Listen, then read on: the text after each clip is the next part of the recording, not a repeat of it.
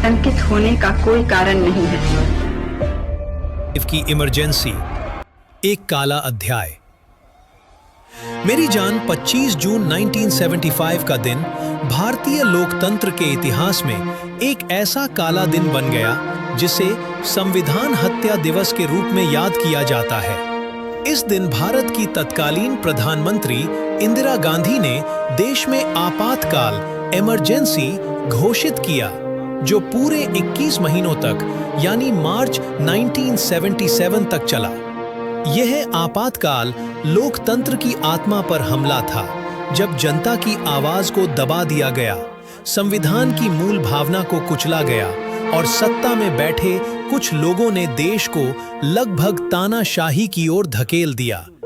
Emergency लगाने का कारण 23 जून 1975 को इलाहाबाद हाई कोर्ट ने इंदिरा गांधी को चुनाव में भ्रष्ट तरीके अपनाने का दोषी पाया और उनके चुनाव को रद्द कर दिया। इस फैसले के बाद उन्हें प्रधानमंत्री पद छोड़ना पड़ सकता था। इस संकट से निकलने के लिए उन्होंने राष्ट्रपति फखरुद्दीन अली अहमद को आपातकाल लगाने की सिफारिश की, जिसे उन्होंने 25 जून की रात को मंजूरी दे दी। क्या हुआ आपातकाल में? 1. मौलिक अधिकारों का निलंबन। नागरिकों के मौलिक अधिकारों को रद्द कर दिया गया। अभिव्यक्ति की स्वतंत्रता, प्रेस की आजादी और विरोध प्रदर्शन का अधिकार छीन लिया गया। 2. Press censorship. अखबारों पर कड़ी सेंसरशिप लगाई गई। जो छपना था, पहले सरकार की मंजूरी लेनी पड़ती थी। पत्रकारों को जेल भेजा गया, संपादकों को धमकाया गया। 3. राजनीतिक गिरफ्तारियां।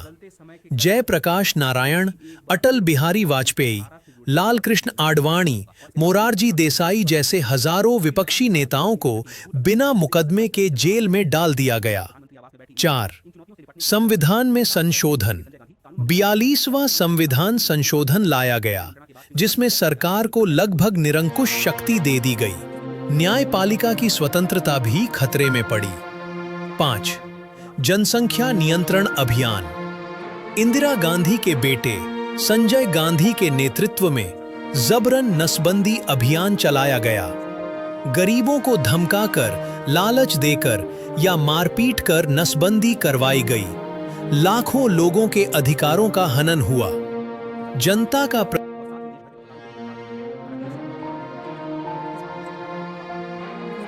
चुनावों में जनता ने कांग्रेस पार्टी को बाहर का रास्ता दिखाया। वहीं 23 मार्च 1977 को 81 वर्ष की आयु में मोरारजी देसाई देश के प्रधानमंत्री बने।